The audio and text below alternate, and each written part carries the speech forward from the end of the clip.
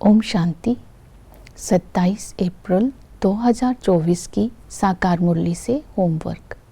आज की मुरली से हम लक्ष्य लेंगे सतो प्रधान बन विश्व का मालिक बनने का पुरुषार्थ करना है।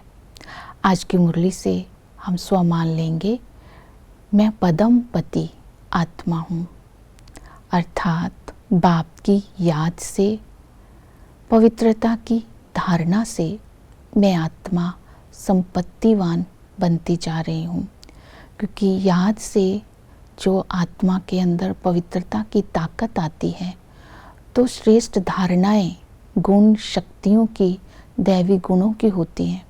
ये खजाने, ये संपत्ति पूरे कल्प में कोई और नहीं दे सकता। इस खुशी में रहना है तो बाबा की याद भी रहेगी, प्राप्तियों का नशा भी रहेगा। आज हम चिंतन करेंगे खुशी का पारा सदा चढ़ा रहे तो क्या पुरुषार्थ करना है। विश्व का मालिक बनने के लिए, सतो प्रधानता के लक्ष्य को प्राप्त करने के लिए आज हम दो बातों पर अटेंशन देंगे, पवित्रता और याद। इसके पवित्रता के लिए आज बाबा की श्रीमत को बुद्धि में रखेंगे। Hear no evil, see no evil, talk no evil, think no evil. क्योंकि संगम पर याद की ताकत और पवित्रता की धारणा से ही हम पावन बनते हैं। हम बुरा ना देखें, बुरा ना सुने। इसके लिए बाबा ने कहा जिन बातों से सीढ़ी नीचे उतरे, निर्गुण बने, उन बातों को बुद्धि से निकाल देना है। अब बाबा ने कहा विकारों का दान दे देना है। दे दान तो छूटे ग्रहण। तो बाबा ने कहा याद की ताकत से रावण पर जीत प्राप्त करनी है और इसके लिए साक्षी स्थिति को अपनाकर महावीर का टाइटल लेना है।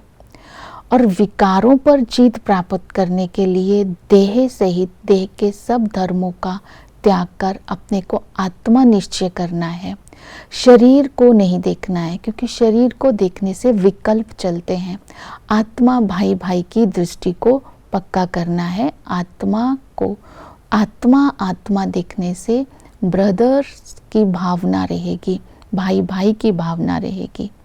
ये स्मृति में रखना है हम प्रवृत्ति मार्ग के सन्यासी हैं। हम ही सतो प्रधान बन विश्व का मालिक बनते हैं। ये जो सतो प्रधान बनने के लिए पवित्रता की धारणाएं बाबा ने बताई, इनको आज बुद्धि में रखना है। अपने अंदर निर्माणता का गुण लाने के लिए दूसरों को आगे बढ़ने का चांस देना है। इसको बोलते हैं निर्माण करना। और आप आगे बढ़ो तो हम महान भी बन जाएंगे। तो पवित्रता की धारणा से, महानता से, महावीरता के गुण से हम विश्व का मालिक बन जाएंगे। इसके साथ याद के लिए बाबा ने कहा याद से तुम्हें सतो प्रधान बनना है तो माँ मेकम याद करो। बाप की याद से विकर्म विनाश होते हैं, विकल्प समाप्त हो जाते हैं और याद से आत्मा को सदा खुशी रहती है। याद का आधार है बाप की पहचान और बाप से संबंध। बाबा खुद आकर अपनी पहचान देते हैं।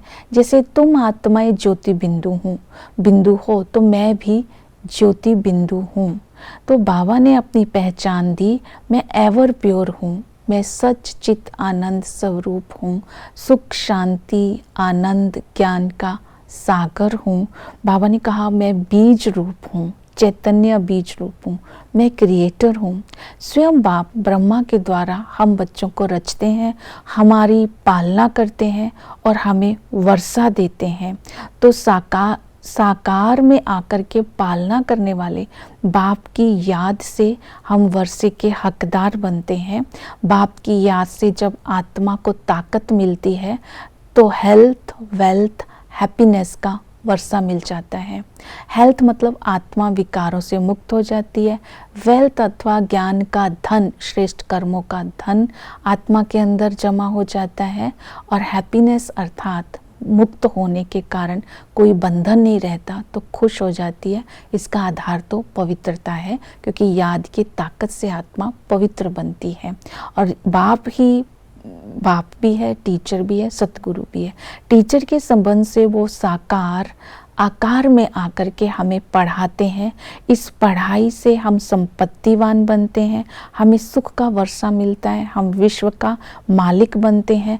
तो इस नॉलेज को हमें अपने जीवन में धारण करना है। यहाँ नॉलेज व पढ़ाई की बात है, यहाँ मांगने की दरकार नहीं है। जितना पढ़ेंगे उतना ऊंच पद पाएंगे। और सतगुरु आकर के हमें सतो प्रधान बनाते हैं, हमारे ऊपर बृहस्पति की दशा बिठाते हैं और सतगुरु हमें रावण की जंजीरों से छुड़ाते हैं। इसलिए बाबा कहते हैं तुम सीताओं को रावण की जेल से छुड़ाकर मैं साथ ले जाता हूँ, इसलिए उसे लिबरेटर भी कहते हैं। ज्ञान का चिंतन करना है। सतयुग में शिवालय होता है, हेल्थ वेल्थ हैप्पीनेस होती है, बहुत थोड़े मनुष्य होते हैं, देवताएं योगी होते हैं और वहाँ कोई और संप्रदाय नहीं होती। मध्य में बहुत सारी संप्रदाय होती हैं, बहुत दुखी होते हैं, वहाँ हेल्थ वेल्थ हैप्पीनेस भी नहीं होती है, बहुत थोड़ा सुख होता है। और जब हम कलयुग में आते हैं तो भोगी बन जाते हैं, सीढ़ी नीचे उतर जाते हैं। अंत में बाबा योग बल की शक्ति से रावण को राज्य को खल्लास कर राम राज्य की स्थापना करते हैं, हमें विश्व की बादशाही का वर्षा देते हैं।